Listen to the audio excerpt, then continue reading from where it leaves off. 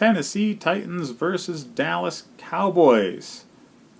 A couple of middling teams trying to find their way in not obviously shaken out divisions, so both teams are in it in their division. Neither team looks like they're going to take it in their division.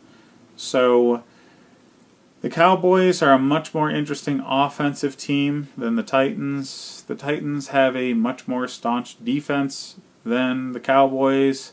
So we have strength versus strength for two not so strong teams overall. It's pretty evenly matched here.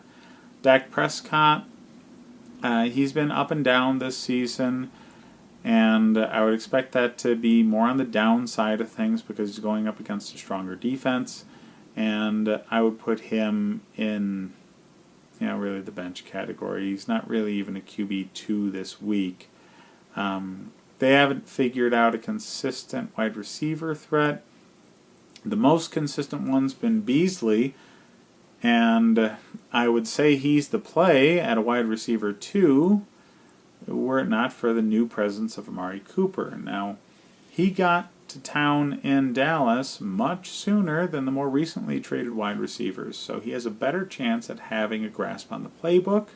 I would expect him to get full reps, as opposed to some of the other more recently traded wideouts.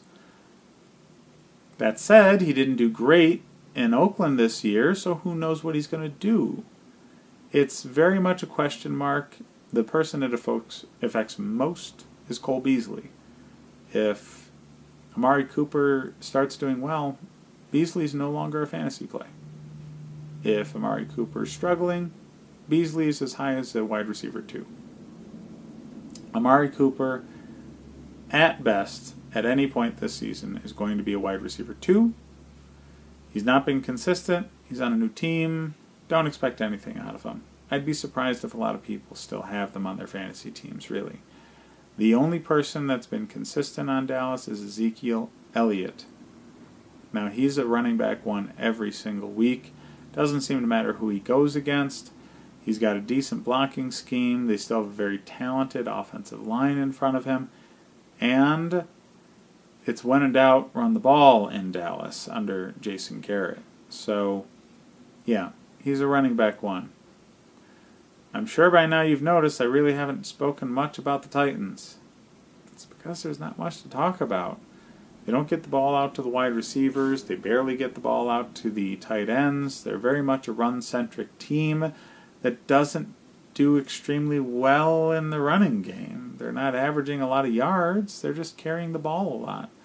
They're a very old-school mindset of a team right now. They're talking about, control the tempo of the game, control the clock as much as you can by having a very strong defense and running the ball a lot, regardless of your level of success.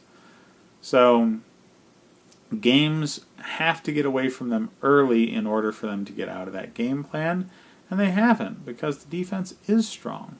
And even though the offense isn't lights out, they consistently at least protect the ball and stick to their game plan. So I wouldn't expect either one of these teams to do extremely, extremely well this season, but because they're going up against one another and it's a relatively even matchup with both teams' strengths matching up against one another and both teams' weaknesses matching up against one another, it's going to be a fun game to watch. It's just not going to be that great for fantasy football unless, of course, you have Ezekiel Elliott.